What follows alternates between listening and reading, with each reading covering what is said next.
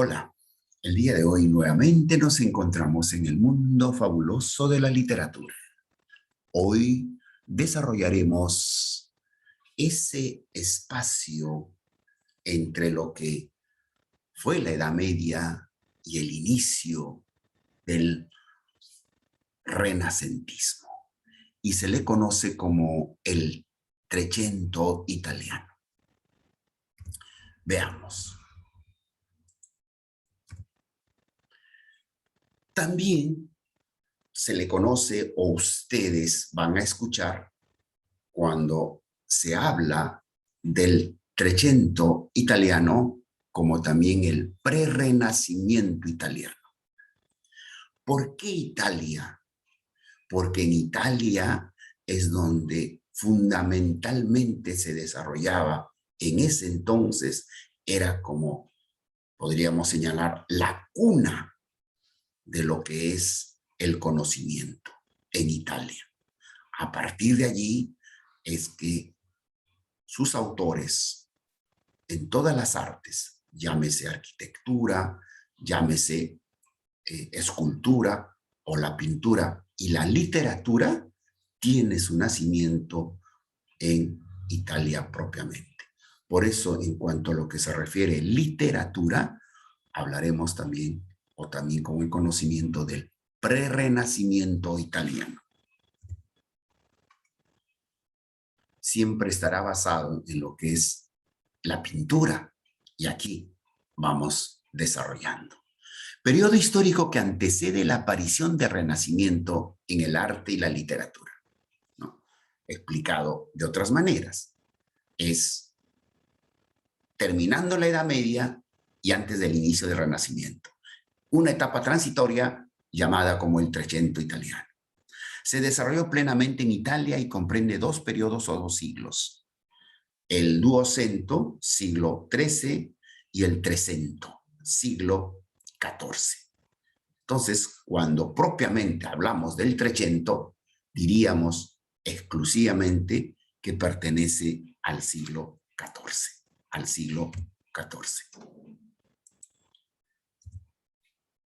Y allí está la figura, en cuanto a literatura, del gran Dante Alighieri. Siglo en Italia de transición entre la Edad Media y el Renacimiento. Florencia, capital de la Toscana, se vuelve un punto importante para la cultura y el comercio. En ese entonces, Florencia tenía muchísima importancia.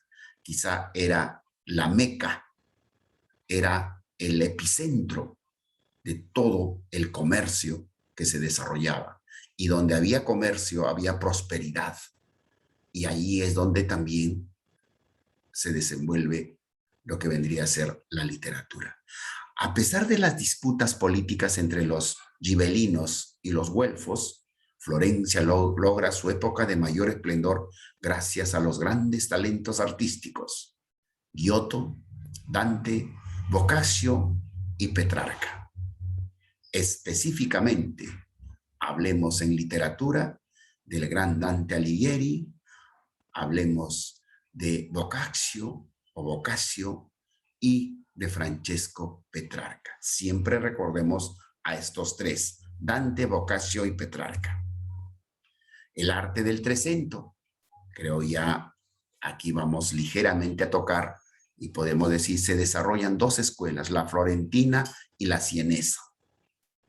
Se presta mayor atención al cuerpo, logrando mayor detalle de la anatomía humana sin idealización. Entonces, cuando ya hablamos de la prestación de acudir al cuerpo humano, ya estamos hablando del inicio del renacentismo. Es una base para lo que después se va a llamar como el humanismo. El humanismo es la corriente filosófica, diríamos, que sostiene el Renacimiento, el humanismo. Entonces ya se está desprendiendo un poco de lo que es la parte teológica, o sea, la religión, que es lo que predominó en la Edad Media. El desarrollo de la perspectiva basada en los estudios de Giotto. Entonces habían otras formas, esa es la perspectiva, otras formas de poder alcanzar el arte.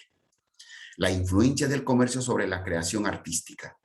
Muchísimo tenía que ver el crecimiento de la economía en ese entonces en Florencia. La literatura, que es lo que nos convoca, que es lo que vamos a ampliar un poco. Allí está, por ejemplo, una de las calles, uno de los lugares y en donde Dante Alighieri estaba caminando o está caminando. Es una pintura muy bonita que se retrató cuando Dante Alighieri caminaba en la Florencia de ese entonces. Influencia.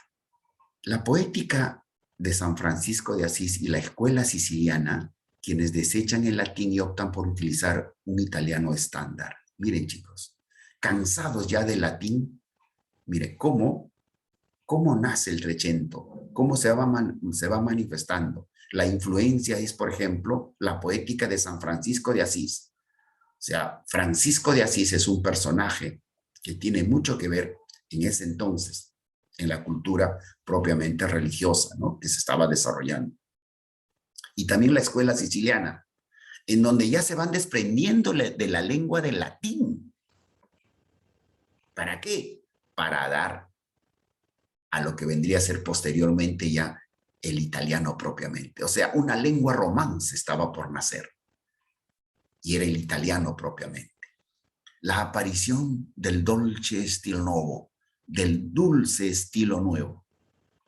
Aparece el dulce estilo nuevo, que es una poesía amorosa que combina complejidad y profundidad con Guido Ginzelli, Guido Cavalcanti y el gran Dante Alighieri. En cuanto a prosa, autores como Boccaccio y Dante optan por la imitación de la novela latina. Entonces ya van dejando lo que es la literatura épica para dar inicio a lo que es la novela latina. Ojo, latina, hablemos siempre de latín como idioma, ¿ok? Así como el uso de formas narrativas breves como el cuento o el exempla, que vendría a ser los ejemplos, ¿no? Que siempre se desarrollaba literatura en función a los ejemplos, exempla. Y ahí están los tres grandes causantes para que se pueda decir el Trecento italiano. Dante Alighieri con sus obras La Divina Comedia y La Vida Nueva. Tenemos a Giovanni Boccaccio en el Decamerón y a Francesco Petrarca con el Cancionero de sus obras que aportaron para el Trecento. Giovanni Boccaccio nace en el año de 1313-1375. No se sabe con exactitud el lugar de su nacimiento, pero en Florencia realizó la mayor parte de su obra. Su obra narrativa muestra un logrado refinamiento de la prosa italiana. En el año de 1348, la peste asoló Florencia, inspirándolo para escribir su obra más importante, el Decamerón, que eso lo vamos a analizar en otras oportunidades o en otro video que le vamos a presentar, como el Decamerón. Pero no olvidemos que esto es la obra del gran Giovanni Boccaccio. Y ahí está, brevemente, lo vamos a analizar, aunque esto se detiene para todo un estudio, pero vamos a decir, Decamerón viene de 10. Etimológicamente el Decamerón significa 10 días. 10 días. La obra, que consta de 100 cuentos, llamados novelas, narra la historia de 10 jóvenes, 7 mujeres y 3 hombres, quienes cuentan durante 10 días historias para entretenerse. Te explico más o menos. Por esas épocas asoló la peste, o sea, una epidemia, como la que en estos tiempos estamos viviendo. Entonces, ¿qué hace? En ese entonces el gobierno, los que estaban al mando del lugar, ordena la cuarentena. Y la cuarentena, ya ustedes saben, no es más que el encierro. Obligan a todos a que paren encerrados en sus casas y de ese modo evitar la pandemia. Entonces, allí se reúnen, se juntan 10 jóvenes que no sabían qué hacer durante el encierro. Y acuerdan, en estos 10 jóvenes, hay que resaltar que son 7 mujeres y 3 hombres. Y acuerdan que cada uno va a contar una historia.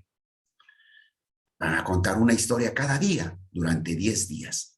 Por eso que el Decamerón son 100 cuentos, son 100 cuentos, ¿no? Entonces, 10 cuentos cada uno durante 10 días hacían, los 10 jóvenes, eran 100 cuentos. Los temas que se manejan son en su mayoría profanos y rondan alrededor de la condición humana, el amor, la religión y la fortuna. O sea, ¿qué tipo de cuentos se establece o están en el Decamerón o los que se contaron en esa época a través de esa obra llamada el Decamerón? Está la condición humana, o sea, el humano como tal, el amor, la religión y la fortuna. Estos son los temas que se tocaron en el Decamerón. Bien, esto es lo que podríamos conversar, que es lo que podríamos decir. Ahora, en cuanto a gran Dante Alighieri, ya tenemos La vida nueva, que es una de sus obras, pero principalmente basado en esto, ya el inicio de lo que podría ser el Renacimiento es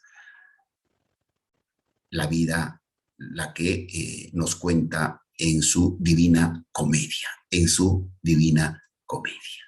Muy bien, eso es lo que podríamos hablar acerca de lo que es el Trecento italiano.